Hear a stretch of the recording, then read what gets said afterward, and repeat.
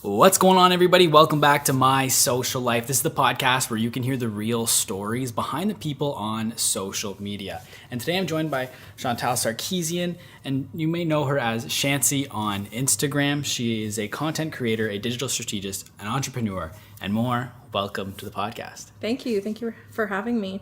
Very excited. So where I kind of want to start, I want to go back to Modexclusive. Did I get that right? Yes. Modexclusive is the OG. That's my blog. That's where kind of it all started. Do you want me to keep going? Okay. So I've always blogged for a long time. So it all started even before that. I moved to Toronto. I moved to Ottawa from Toronto about 16 years ago, and it was part of me like discovering the city. I had like the O Valley, which was like me discovering Ottawa, and then just different blogs, and it evolved. I did like a food blog. I did a mommy blog when I was on mat leave. I always just like to write, and it was like part of me like sharing my stories. And I always feel like I'm gonna have amnesia when I grow up, so I'm like, I'll just write everything down, and then when I'm in the hospital or something, I can read all of my stuff and remember who I was. That's why I love documenting everything. Mm-hmm. So finally, I had a beauty blog, and then I was like, you know what? People always ask me where I buy my clothes or all this stuff, and I was like, oh, maybe like fashion is a thing. I always loved fashion, but I never thought that I would be like a fashion blogger. But I was like, okay, whatever. I'm just gonna like share my secrets. That was the whole point, was like, let me share my secrets of where I buy my clothes, how I get dressed, because people are always like, oh, you look great, and they don't consider me like a curvy girl and all this stuff because I had like really good taste and good style. So started writing, and then at the same time, I was like on a health journey, started working out, started eating better. Then I documented this weight loss journey, and then this is where everyone started to tune in, because like everyone loves a good transformation. So it was like fashion, it was talking about sort of like the psychology of losing weight, and when you're a bigger girl, and then now you're like fitting into smaller clothes, and you're attached to this clothes that is like your security blanket, because you know one day you're gonna get back to that weight. And so it was like this little psychological game that I was like just documenting. People loved it. And then I also share a lot of like local shops that I shop at, whether it's consignment stores or just little boutiques. And then it just kind of evolved from there. Like it went from a blog to then Instagram was a thing. I went from personal, like it was my personal account. I always had Chantsy under my personal account. But then it grew into, I was like, okay, maybe this is like me, like a persona. So I was like, all right, so I'll just kind of transform this to support my blog, because I already had a little following on that account. And then, you know, when you jump into an industry at the right time, then it's just, you're riding the wave. Mm-hmm. And then it's like present day, 5 years later, Instagram is a business, a part of a stream of my business. And yeah, now I'm doing Instagram stories and just like dabbling with new pieces of Instagram, I'll call it. And then I was just talking to you earlier about how I'm trying to grow YouTube. And yeah, I love social media. I always have. It's what I do I work in communications and marketing. So social media is part of that. And it's also kind of like my testing platform. Like I'll just play on my own channels, and then I can take what I learn and just apply it to everyday stuff for work. Yeah. So I kind of want to go back with the blog. Yeah. When you first started, where did you find it to be so open online? Because I feel like for a lot of people, that's a daunting thing to share so much. Like, where was that within you? Where you're like, I'm comfortable with sharing everything? I think I've always just been like an oversharer. Just that's the person who I am. Like, you know, I always say like I wear my heart on my sleeves. I'm a very emotional person. I'll cry really easily in front of people. No big deal. I'm like an open book. There's no secrets. So it was like a no-brainer to put it on a blog. Mm-hmm. And did you see a lot of people coming in right away? Or like, I think you said it was during like your weight loss journey when you're blogging about that, is when you started to see a lot of people coming in. Yeah.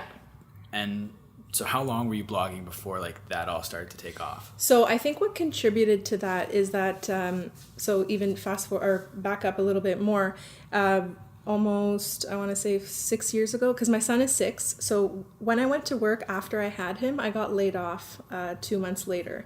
So when you get laid off after mat leave, you don't get EI. And so it was like times were tough. So I was like, damn, I got to do something. I was picking up random gigs, whatever, trying to make some money. I cleaned houses, everything. I also went to, I bet like 50 networking events in the city. I met everyone here. I was going to events called like Ladies Who Lunch. I met different groups of people. And then I started my own little marketing and communications company called Go To Girl. I still love that little brand, and it's not dead yet. It's just sleeping on the side. But yeah, so I got to know so many people, and then I got a couple gigs, and then here I was like doing PR for people without realizing it was PR. And it's almost like today we're back at full circle, because I'm kind of like resurrecting this PR services that I'm doing now, that just one-offs and that kind of thing. But all that to say, doing all these networking events, I already had like a crowd of people in my Facebook and LinkedIn, or like on my social media channels. So you already have that audience. So for me to launch this blog, it was just, again, good timing, because I had people listening and they knew me personally. So they were interested in what was happening with my life. So yeah, again, it was just like the stars were aligned. I think that's interesting that like the work you're doing offline was contributing to your success online. That's what I tell people all the time. Like, don't forget that offline network, and go to places, meet people. That's where you get really good opportunities, or you get to meet the right person that can bring you along, or, you collaborate, that kind of thing. People are really obsessed with the online world when they do online work, but there's also, don't forget about the people around you. Plus, it's good to connect with humans outside of your computer. Do you have any other advice when it comes to blogging and ways you're able to get readership? SEO is, so you've got your social media past your blog, and then SEO is really important. Giving the people what they want, and a balance of what you want to give them. Like, it's a two-way street. Mm-hmm. But yeah, definitely SEO is the only way to be found online, unless you're doing like heavy social media, and then like email marketing, that kind of thing. But yeah, I would say SEO, which is like an ongoing learning thing. Yeah. And so what'd you build your blog on? Like, what website? So initially, with all those little blogs that I was talking about, was Blogger. Okay. That was like the platform of choice. And then I started using WordPress, and this was almost like 6 years ago. My blog is about 5-6 years old.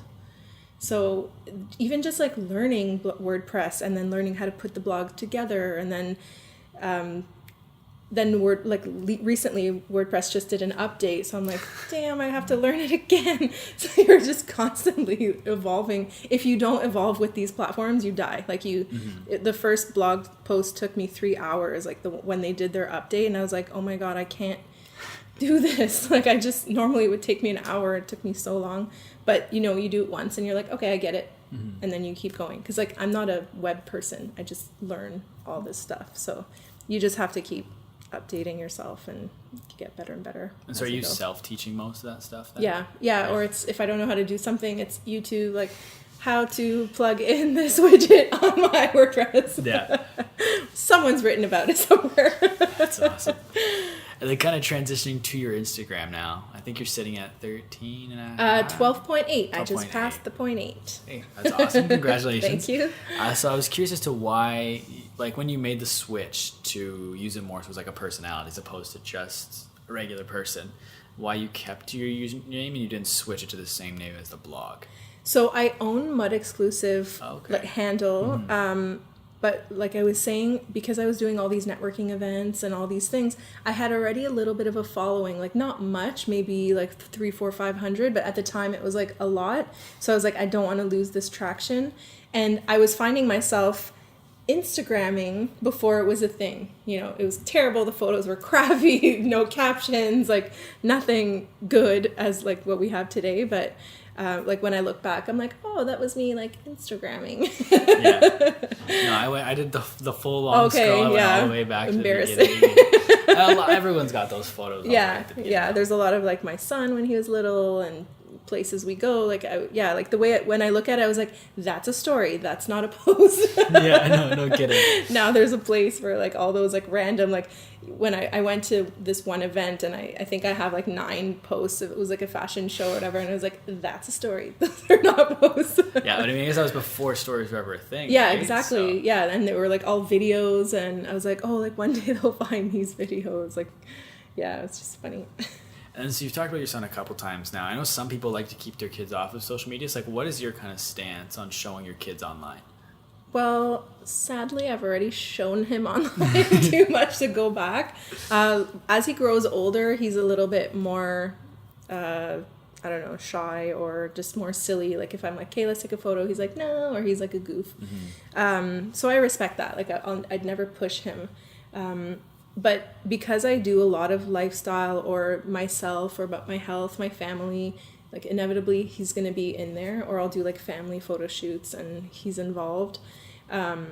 He really likes to be featured on the videos. Like when we go to hotels and they have like little sweets for him, like he likes to showcase the little sweet treat that he got. So he's into it. Like he's really into doing the makeup with me. Like sometimes he'll sit down and just like face paint while I'm doing my makeup and stuff. So I guess it's part of his life too, because I'm always on or doing something. So he's there. But yeah, I would never want to do it. Like if he doesn't want to, I don't want to push him. Yeah, it's awesome. And then so you talked about how back when you were first using Instagram, you had like 300, 400, 500 followers. Yeah. So what were some things that you did when you shifted to using more like a personality? Like how'd your tactics change? Did you change what you're posting, how you're posting, and stuff like that? Yeah, well, what I learned is that I could use it as an extension of my blog and drive traffic to my blog. I did like an Instagram course. Her name was like Dean Street Society. I think she was one of the first ones to release like Instagram courses.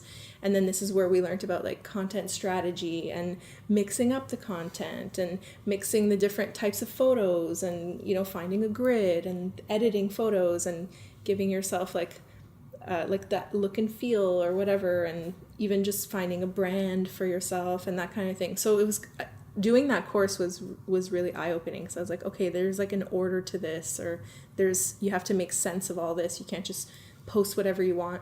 And then as new features were coming out, you kind of have to evolve and adapt and see what other people are doing and that kind of thing. And do you still try to have that like look and feel the aesthetic of a page? Like I've gone in the complete opposite direction. Like I've stopped caring about it entirely. Yeah. Like it's something that I used to be very cautious of beforehand. I used to try to do it, but I found myself caring less and less. But is it something that you're still working on? I mean, okay, so when it comes to stories, I'm a little bit more organic, real time. This is what you get. Sometimes I'll have fun and decorate them or whatever. So it depends on how much time I have. But I've also upped my photography game. Like I have a new camera and I'm taking more photos like with a tripod, or I'll put it down and with a timer, that kind of thing. And I'm also more interested in the editing. Like it's not because I want it to be cohesive, but I'm just like, it's fun to edit. So I do it for that. And I kind of challenge myself like, oh, like, can I edit this photo to blend in with my feed and that kind of thing. I'm not super obsessed, but now I'm actually more obsessed with making sure that I'm not putting too much sponsored content, that I'm trickling like a little bit of beauty, a little bit of fashion, a little bit of Ottawa, a giveaway, you know, trying to give that variety. So I'm actually more focused on the content than the photo. But I am kind of striving for nicer photos, especially for the makeup. It's hard to take good photos of makeup in a natural way and that I don't have to edit my entire face, or just finding poses for my face that are like relaxed where you can see the makeup and not like if my eyes are open you can't see anything. Anyways, so not to bore you with makeup talk, but you know, the like Instagram makeup game is like really high right now. Like women are like overly editing everything so it looks perfect, but that's not my message. So anyways, I'm struggling to get those good shots so people can see the makeup. Yeah. So how long would you say how much time goes into making like one Instagram post? I mean, it can take, lately I'm finding like I need like a good, I don't know, 30 minutes to post something if I have to like draft the you know, the caption and then use the right hashtags and make sure I'm tagging everyone. Like sometimes I'll forget to tag the photographer and have to go back and tag them. And I'm also doing it on the fly, and that's not what I recommend to the people that because I teach an Instagram course, and that's not what I recommend. I just make that work because I have a crazy life, and when you know what you're doing, you don't have to kind of stick to the rules, sadly. Like, you can break the rules.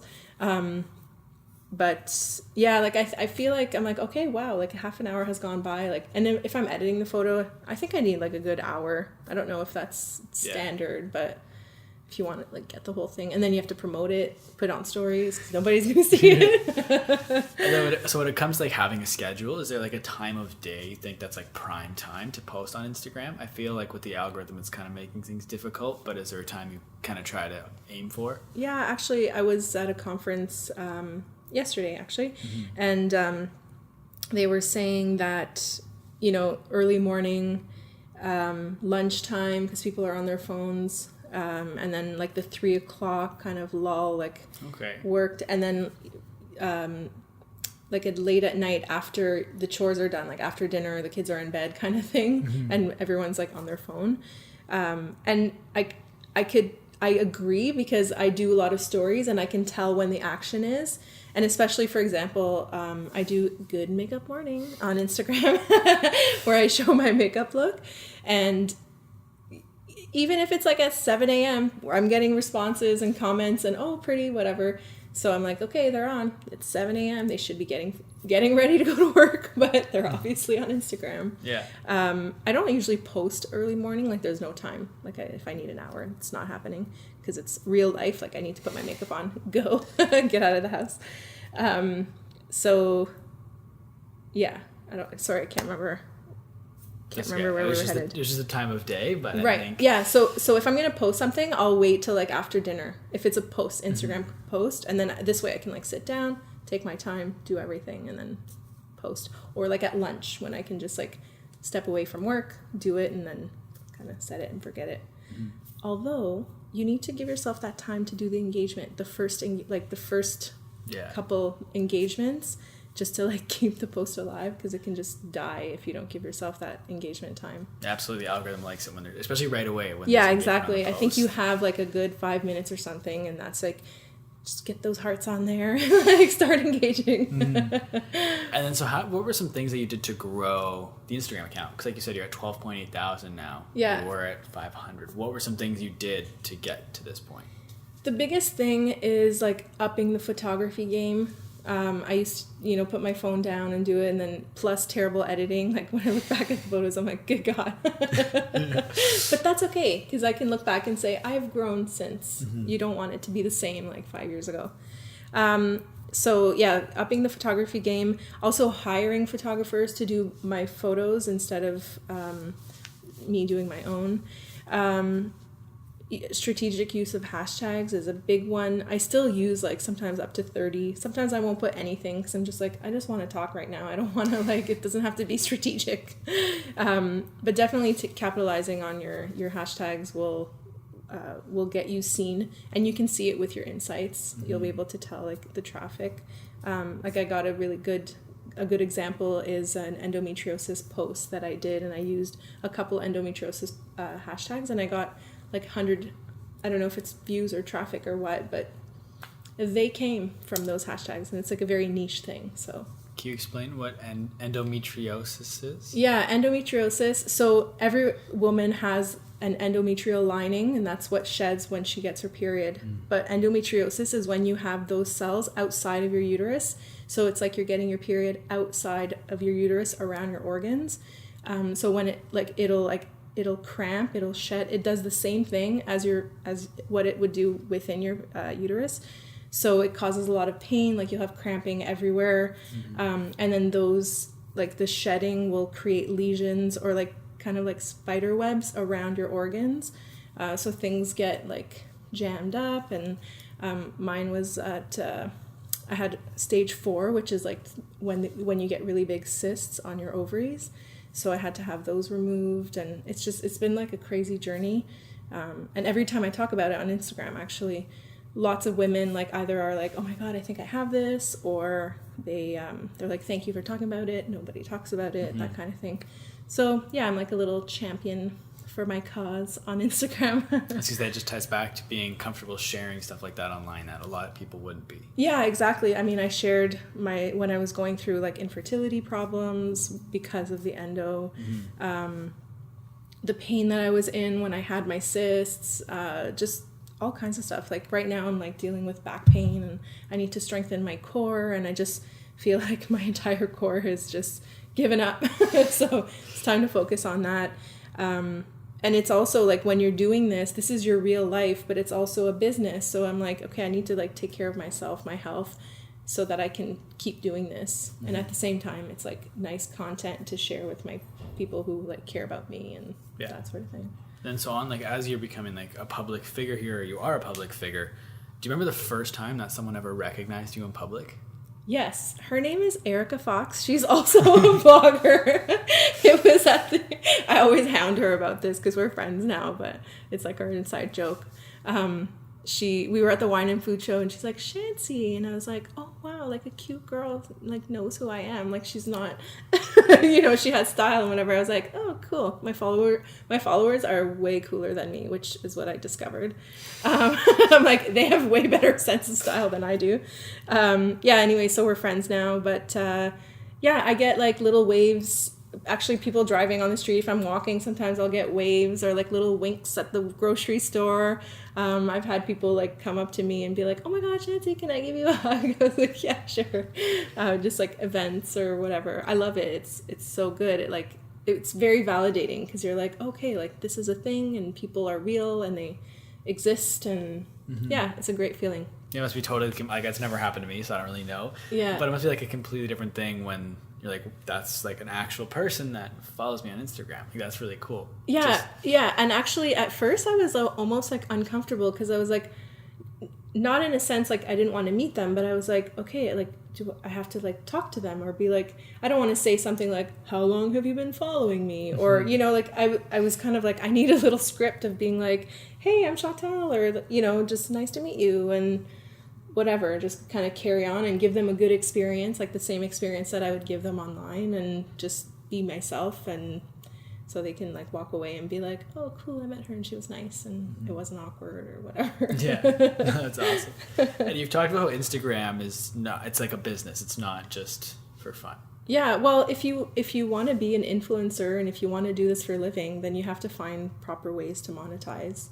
I mean, we get offered so many things for free, like in exchange, or promote, like in exchange for promotion or like a discount on something or that kind of thing, and those are great perks, but they don't pay the bills. There's also a balance between, is it something I want versus like, is it something that you're asking me to do and I could really live without this? But so you're kind of like balancing everything all the time and seeing if it's worth your time. And I wanted to ask you what your definition of the word influencer is, because I feel like there's like a negative stigma around the word. Yeah, but I'm not crazy about it. I just use it because it's like the most widely accepted It's an term. industry term. Yeah, and so I know I always tell people that too. Like actually when I hear the word influencer, I feel like someone's holding like a pendulum and it's like, I'm hypnotizing you. Yeah. But yeah, like the word influencer, like I tell people, if you're looking at it through like an SEO lens, well, that's the word that people know. That's the word that people use. I often use the example of like coach. So some people don't like the word coach, like I'm a lifestyle coach or that kind of thing.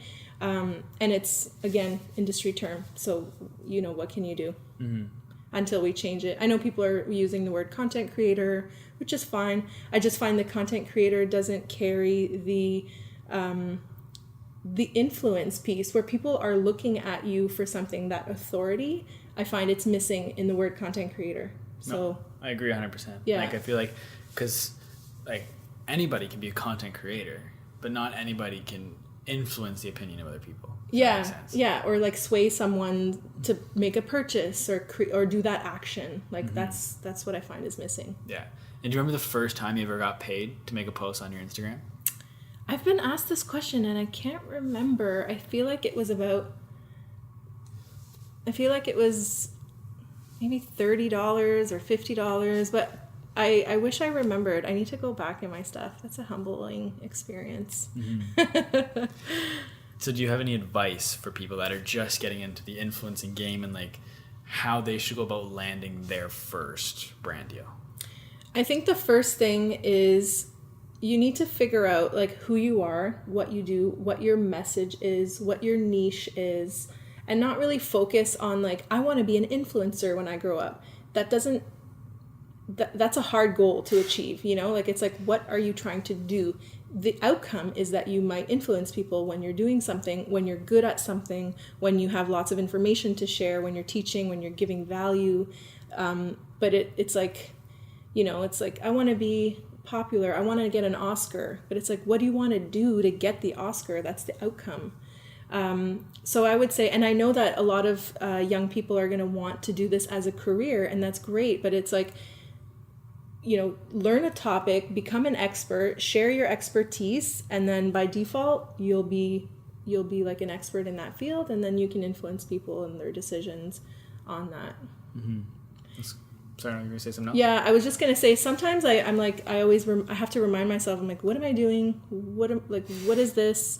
And again, it's like, remember your why. So for me, I'm like, oh yeah, I'm here because I like to share my styling advice, and I have a lovely group of like curvy women that I'm representing, especially in the city. And I'm like, all right, this is what I'm doing. Okay, got to bring fashion back in, you know? Yeah. Or like, I love beauty and I like to do everyday makeup looks. So, you know, bring it back. I live in Ottawa and I want to feature all the cool stuff in Ottawa. So like, bring it back. Mm-hmm. And that will always get you to that destination that you're going. Yeah. And then do you use your why to kind of help you decide what companies you're going to partner with and do collaborations with, so that like consistent with your why, so it's not random content that you're putting out? I mean, that's a great question. I should do that. I'm not that deep. Mm-hmm. But I don't know if you read my blog post about the future predictions, and a lot of it was like my plea to brands to actually accept or just to consider those asks from influencers that want to work with you, because that why is already answered. So for me, it's going to be easier to work with someone that I already believe in, or something that I already buy, something that I already use.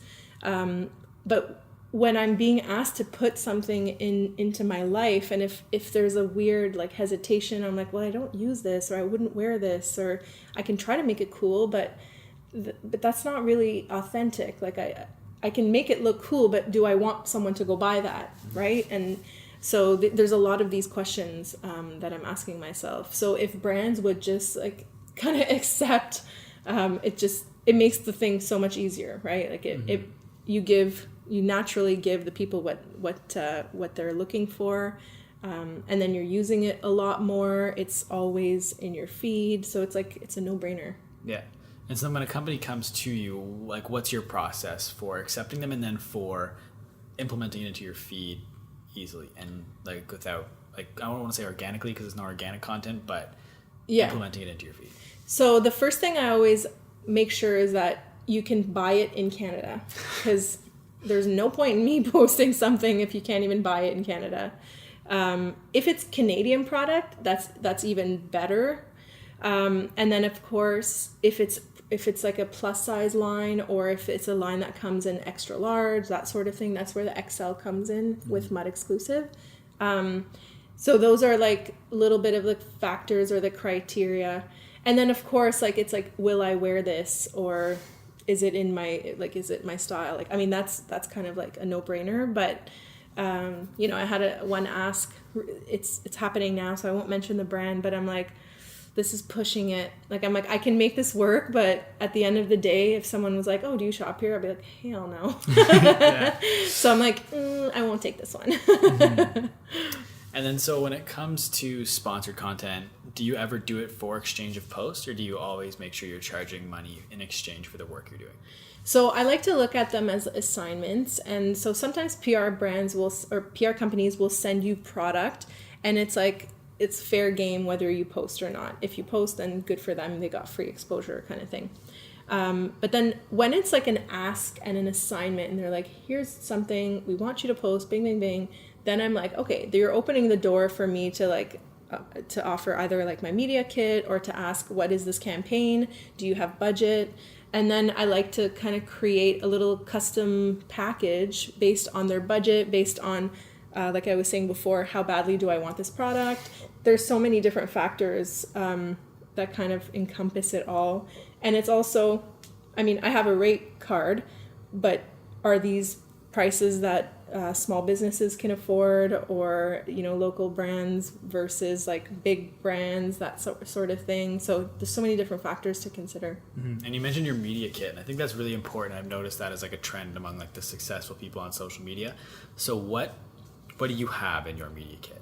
So I have like an about me, I have about my blog, I've got stats on each of my channels, I have like demographics. I just added a new section, which is like things that perform well. So my stories perform well, my good makeup mornings. So it's like I'm showcasing to the brand, like if you want to hire or if you want to buy advertising, these are the things that do really well. Like consider these things. Mm-hmm. And then, so I'm assuming you've worked with a ton of brands now over like your 5-6 year blogging career. So from your experience, what are some things that make a positive brand experience, and what are some things that make it a negative one? So when there's too much control from the brand, like some direction is great, but when there's too much control, when there's like they're reviewing the content, reviewing stories, I understand that I use disclaimers on everything. I'm always open with that sort of thing. And usually brands should be smart enough to say, like, make sure that you're disclosing that this is whatever, use hashtag ad, or, make that disclosure clear. So never work with a brand that's like, don't use this disclosure. That's always bad. What else? Yeah, creative freedom is a huge one. Some long-term partnerships actually make our lives easier, whether it's like creating the content ahead of time or like batch creating stuff or things that you can sprinkle like every month. So it's easier to... I don't want to say sell the product, but to feature it. Like if you're that repetition helps. I don't like campaigns that are tied to like you'll get a commission, because I'm like, well, I'm just doing promotion. I can't be held responsible for sales. Sales is a bonus. And yes, some influencers can sell out a product, but that's because they're an authority in that field. Of course, they're going to sell out. But I can still have a lot of reach and promote items or whatever, promote stuff without necessarily like selling something out. So being held accountable for sales is always a toughie. Yeah. And I once heard you talk about, just back to the having to send content off for approval. Right. I think it might have been on another podcast you were on where you were talking about that you had to send Instagram stories away for approval. Yes. That seems like a crazy very hard process. to do. Yeah. It's very hard to do because like, how are you supposed to, if I'm doing like good makeup morning, whatever, and then all of a sudden you see this like ad on my feed, it's so not genuine. It's hard to make fun content if you're like not, I don't know. I love stories because they're on the fly, but you make it work.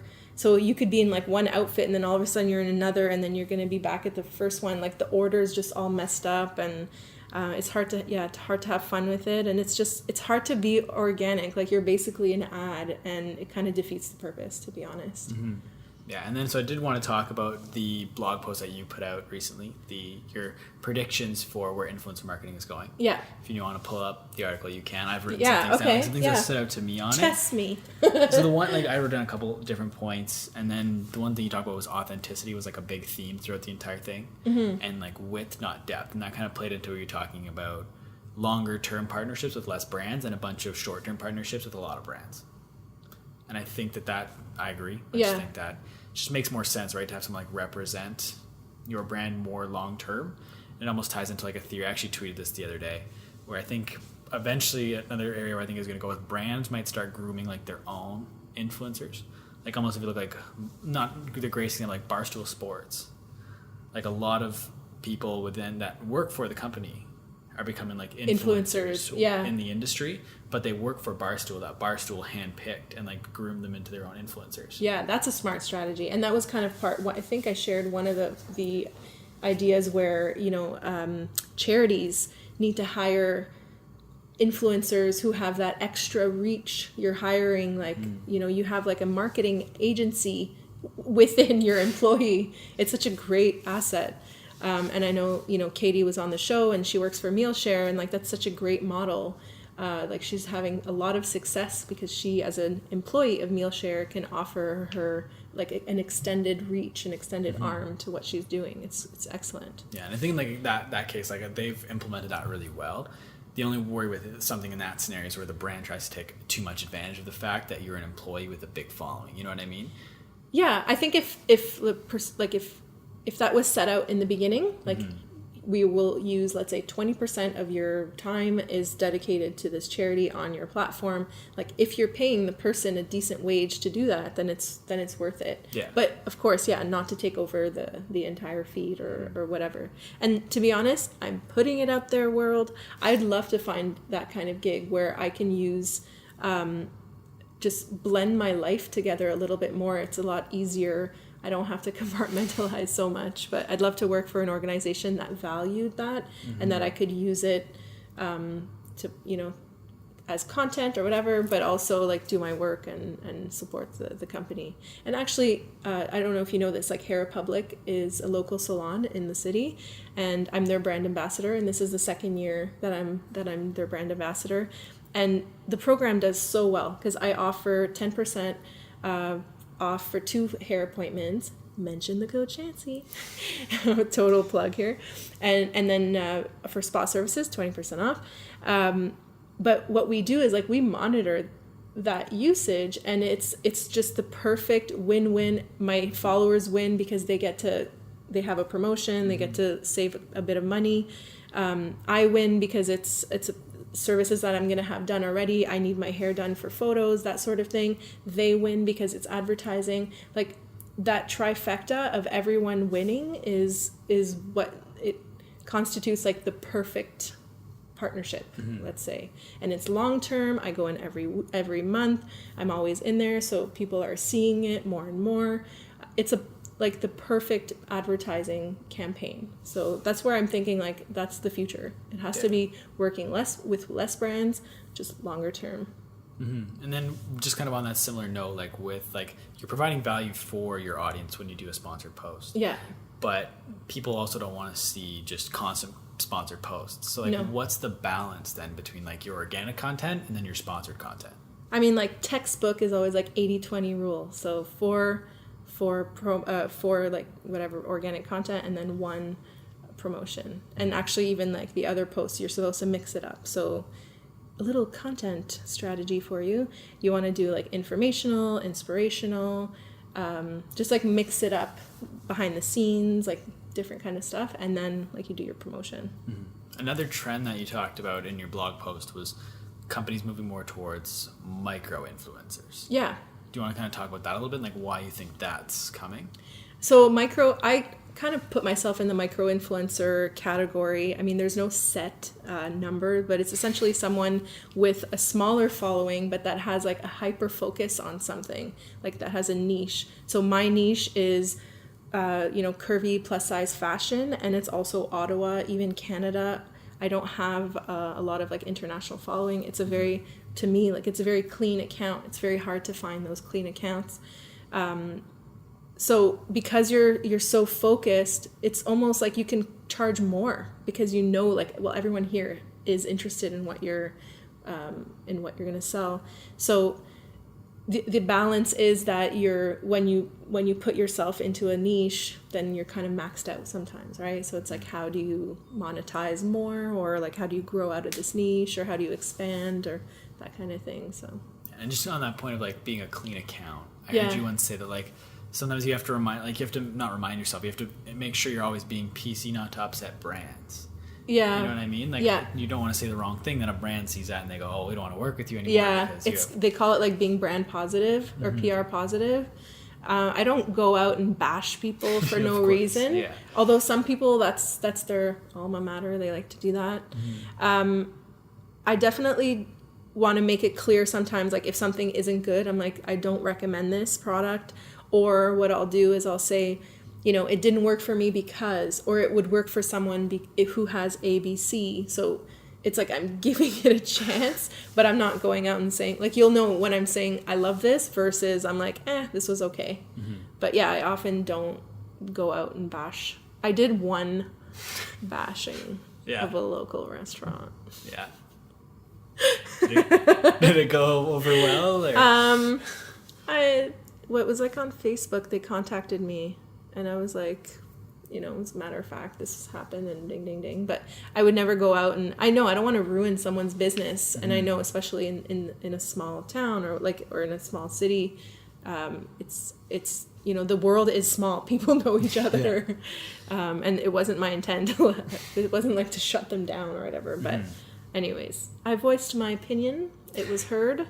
And that was that. Yeah. And with like everybody knowing each other in this small city, what's like the blogging community like in Ottawa? Because I was like, I'll be following one person and then I'll check their story. I'm like, oh, hey, I followed this person too. Like, I feel like it's such a small but tight-knit community here. Yeah, it is like a little world, especially when you go to events. You always see the same people and then they become your friends. And then now you've got this little group of people that do the same thing as you. So it's not weird if you're all at a table taking photos of your food and like we all understand each other.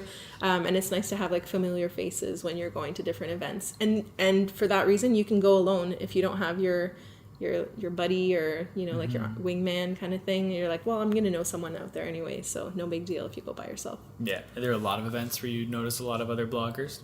Yeah, absolutely. Especially when there's a local PR company called Black Book. They do a lot of local events and restaurant openings, hotel, mall events, that kind of thing. And you end up seeing like a lot of the same faces, and it's nice. Like you basically know everybody there, and you're like, hey, how's it going? Catch up here and there, and it's really social time, you know.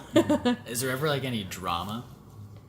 There's always drama wherever you are. You know, put a group of photographers together, and like I bet none of them get along, kind of thing. You know, it's hard because it's a competitive industry.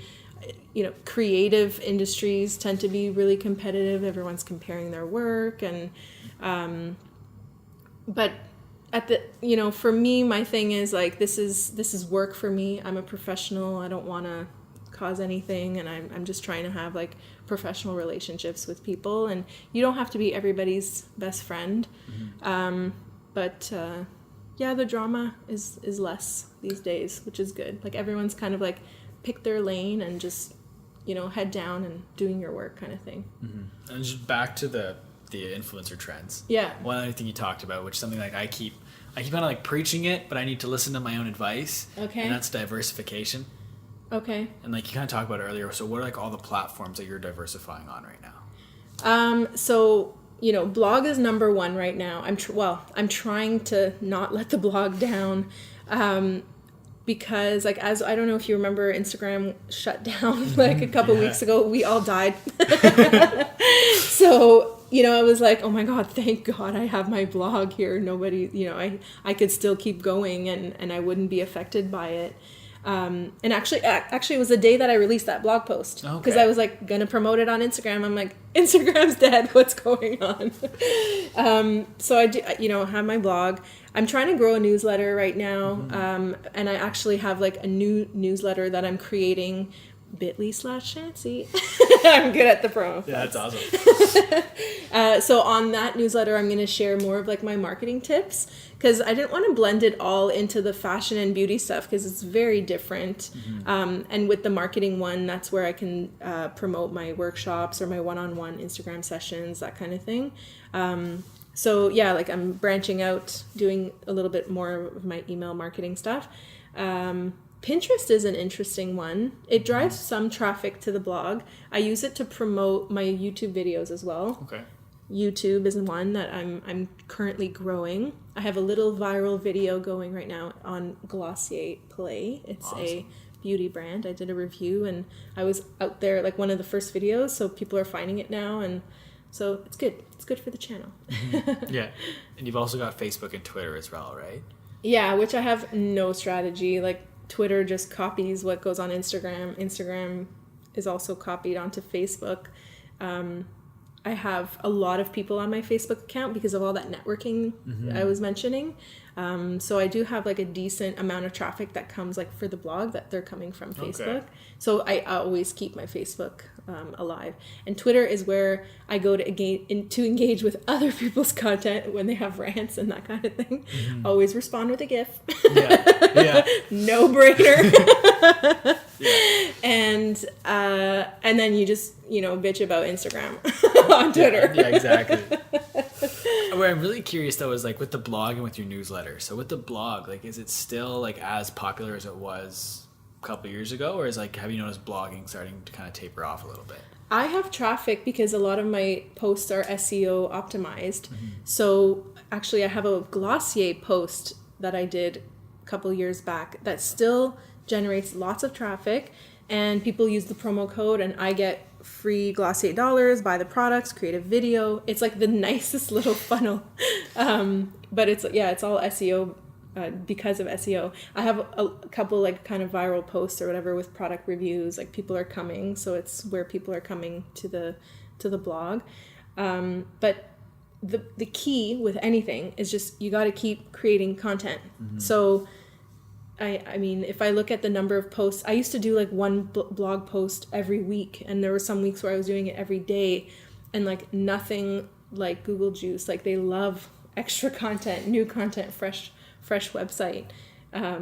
So that's the key. Even with Instagram, you got to post, you got to keep showing up. YouTube, same thing. You got to keep doing it, because if someone finds you and you only have 3 videos, 2 blog posts, they're like, oh, lame, they just started. If you want to keep people, if you want to get people to put the follow button or the subscribe button, like you have to show them, yeah, I've been here for a while, you just haven't found me yet. So that's like the mentality.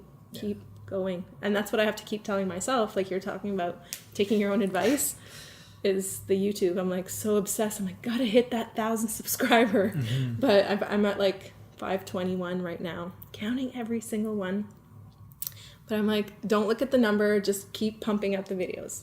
Is once they find you, I have almost 100 videos they can watch, and that's good for YouTube, Yeah, no, definitely. And what about your newsletter? Like, how have you found trying to grow that?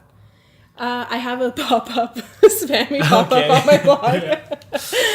That works. I don't have a strategy right now. It's sometimes I'm like, oh, I could throw in a newsletter. I haven't talked to these guys in a while. I don't want it to be spammy.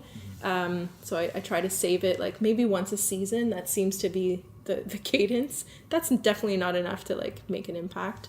But I was saying I just went to a conference, the social school yesterday, and I did a talk on Instagram. I did this Instagram session. But then there was an email marketing one. And I was like, ooh, gotta do this. Yeah.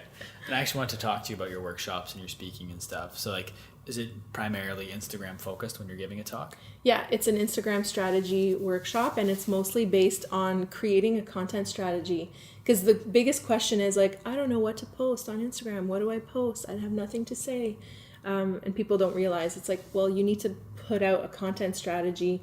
Think about your categories or your buckets of information, and then just figure out what are the different combinations of content that you can create. And it's just getting people to think in a structured way. Similar to when I did my course, I was like, oh, that's what you do. Like giving it some order. Because there's no Instagram school unless you get invited to their head office. Yeah.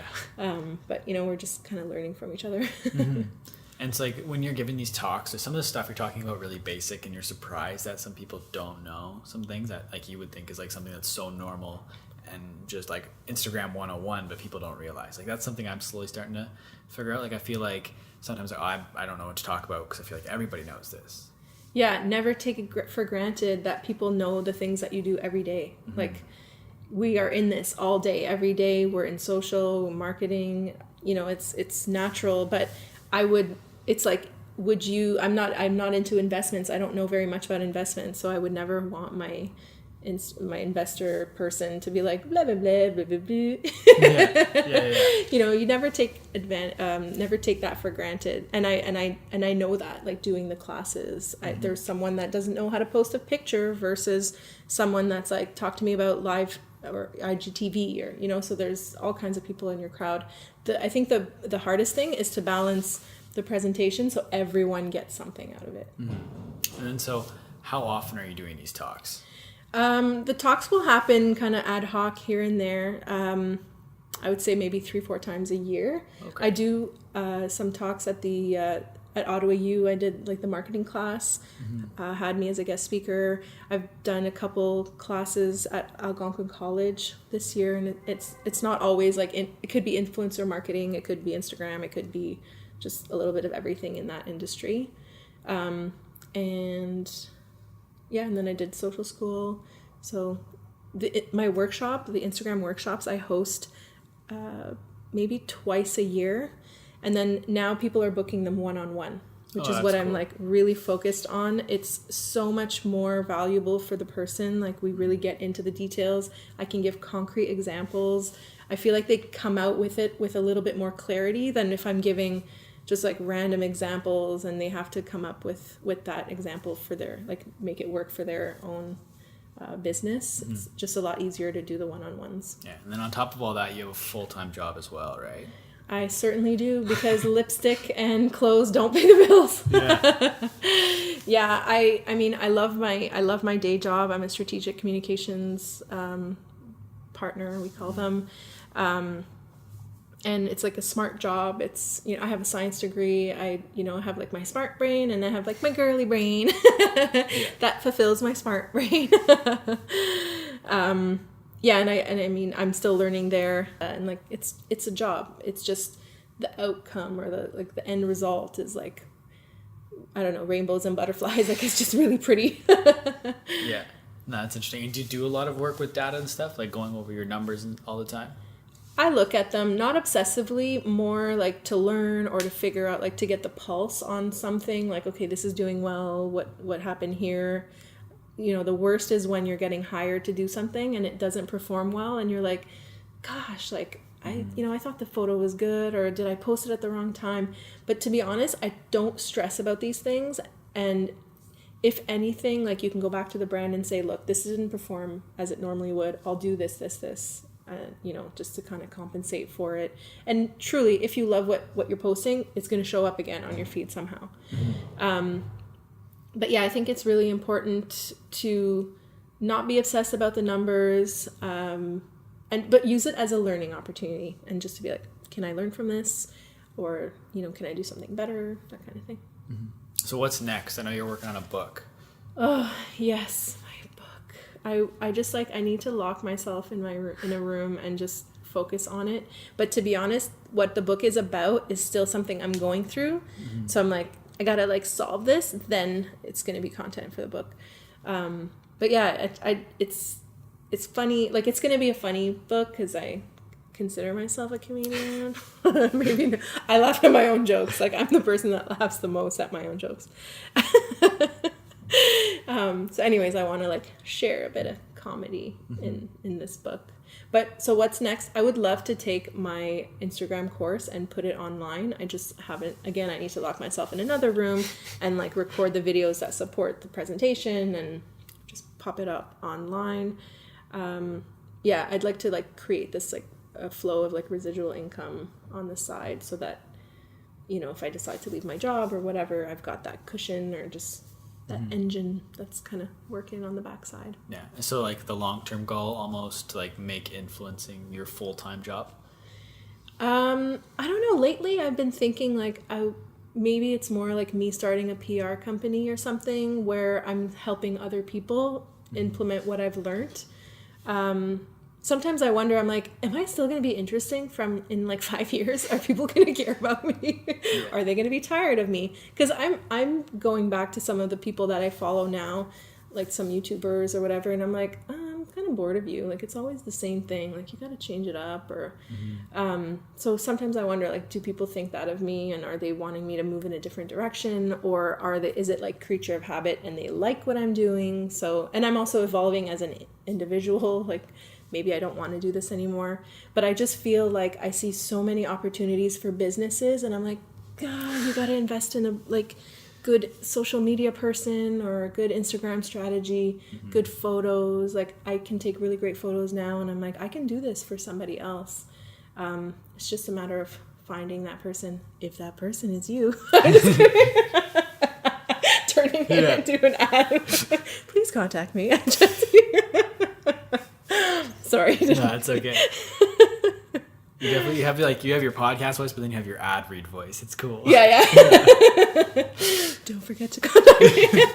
Actually, about that, sometimes I find if I'm either doing a story or a video and I have like a script, I'm like, I like have like a fake real voice where I'm like, hey guys, da, da, da. It's just not authentic. And then I'm like, psh, psh, slap myself. And then I'm like, no, just be normal, just be real, just talk. And then the video is so much better when I'm actually just myself. It's really funny. But I have like, there's a real me, and there's like a real me, and then there's like a me. Yeah. Different layers. Sometimes I get a little, what do I call it? Like just a little bitchy on probably time of the month. And then I get like, I just start just ranting, and it's always like on a Saturday morning. I'm like, sorry guys, but I have a couple things I need to get off my chest. People love it. They're like, yes, you're a real person. We totally love this. So it's cool. Yeah. Is there any other like long-term goals you're kind of going after? Long term would be to buy an investment property, but that's nothing to do with this. Again, side money. Yeah. That's my goal. And to have enough money for retirement. That seems to be a huge thing on my mind right now. I'm like reading a lot of like money books and finance books and yeah. So out of everything that you kind of put out to the world, what do you hope people take away when they consume your content? I want them to have fun, to laugh. Like, I don't want to be the only person laughing at my jokes. I want people to laugh too. Just entertainment. There's also this like component of like let me inspire you to be a better version of yourself. And not like in a cheesy way, but in a like, you know, I did my makeup in 5 minutes. Like, you can do something too. You can slap on some lipstick and mascara, and that could be your best version of yourself today. Yeah, like sometimes I feel like people aren't pushing themselves enough, and I kind of want to showcase that it's not hard. You have to be organized. You have to not be lazy if you want to be the best person you can be in your watch out, because I might karaoke on this mic. Yeah. I see a mic and I get my karaoke voice on. I want people to have fun and just to learn something and be a better version of themselves. Yeah, that's awesome. And before we wrap up, I want to do just like a quick Q&A, just like random questions that don't really fit in the regular conversation. The first one is, what's a show that you're binging on Netflix right now? Schitt's Creek. Yeah? Yeah. Can I do my Moira voice? Go ahead. I will know. David. Sorry, I think I cut you off. You can do it again. No. She's like, I don't know. I love her like fake voice, and they always like refer to her. They're like, oh, this lady with an unrecognizable accent. It like doesn't sound British, but anyways, it's so good. Yeah. So good. Love it. What's your favorite app that's not Facebook, Instagram, or Twitter? Oh my God, let me see. Oh, you know what? Google Drive. Oh, yeah. Google Drive is where I do all my biz. Like my business is digital, and love me Google Drive. Who are some creators that you follow that you think other people should go and check out? Oh my gosh. Let me see who's on my like first bubble, because I can't think right now. Who they're not following. Oh, this is a hard one. I mean, I follow so many local people. Oh God. You know what? I have this one curvy blogger, Alex Michael May. She is so cool. She makes everyone, like, she's like the epitome of like cool fashion curvy girl. She lives in California. So she always has like really great style and really great photos. Yeah. That's awesome. Next question is, what are some podcasts that you listen to, if you listen to any? Well, I think you referred to my episode from You Might Not Like It, which I'm currently obsessed with. Love you, Laura. I also like, or love, I should say, Mindful Mostly. It's actually kind of like a similar-ish like vibe. But yeah, lots of like entertainment. You're learning, you're laughing. Like I listen to podcasts like every morning, and if I'm not listening to podcasts, I'm doing audiobooks. Yeah, that's what I listen to every day. So you said you were obsessed with that podcast, but this is the question I stole from, I don't know if you follow Gary Vaynerchuk at all. Yeah, I do. Sometimes, like here and there. Yeah. But this is the question I stole from him. It's what are you obsessed with? And it's not from a high level. It's from like a very specific, teeny tiny level. Yeah, like I got these new slippers and they're so comfy. I love my new slippers, or something that you're just obsessed like with. Micro. Maybe it is. I mean, like all my makeup. That's how I feel about all of my makeup and all my skincare. Because I'm like, I could share this, or I can hoard it and use it all myself until I'm like 200 years old, because I have way too much of it. Yeah. But yeah, and my shoes. Okay. I have a lot of shoes, like heels specifically. Yeah. What are 3 things on your bucket list? So we are celebrating our 10-year anniversary in August. Congratulations. Thank you. And it's always been on my bucket list to go to Italy. So I'm going to make that happen. Got to make that happen. The investment property, I was saying, is on my bucket list. And I should just probably officially put it on there. My bucket list, the last item would be to like leave my job and be solopreneur and like kick ace at it. Yeah, that's awesome. So this next question, you're going to dinner. And you take 3 people. It can be anybody from any time. They can be dead or alive. Oh my God. Who are the 3 people that you would take to dinner? Definitely these people have to make me laugh. For sure. Oh my God. I don't know. I'm like the worst at these because I love everything and it's really hard to pinpoint it. But I don't know. It's got to be maybe I love like female comedians. Those are my favorite, and I know that I'm going to regret my response, and when I'm listening to this I'm going to be like, this is what you should have said. Yeah. Oh my God, I don't know, I'll go with like Mindy Kaling. Okay. She's hilarious. Maybe like Amy Poehler and Amy Schumer. Yeah, not a bad group. That'd be funny. That'd be funny. And then me as the 4th hilarious woman. There you go.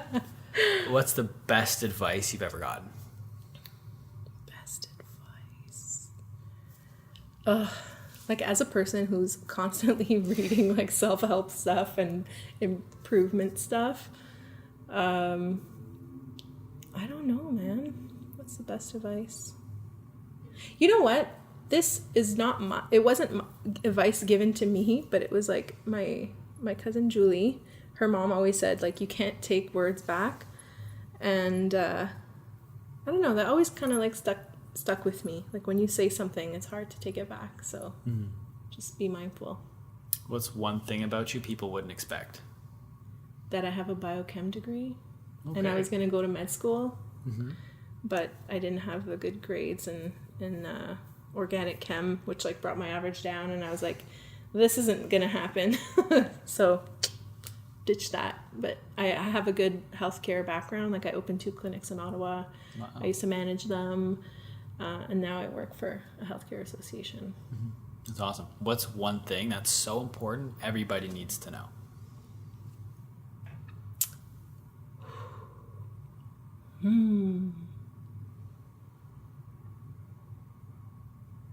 I know. You're like, I hope someone asking him.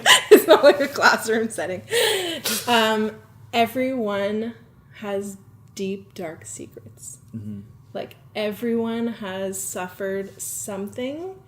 So, you know, never, like, your pain is not bigger than someone else's pain. It's the biggest pain you've experienced on your own, like, for your own self. So, yeah, there's been a lot of, like, discoveries in the last couple of years that I'm learning about, and yeah, like everyone has their own version of their pain, and it's like your pain isn't bigger. You don't have to put it on a scale or measure up. It's just be mindful of that, and just because you don't know about their pain, don't assume it, or don't don't measure your pain against theirs. Everyone has a deep dark secret. You should start digging them up. I don't know. There's a podcast for you.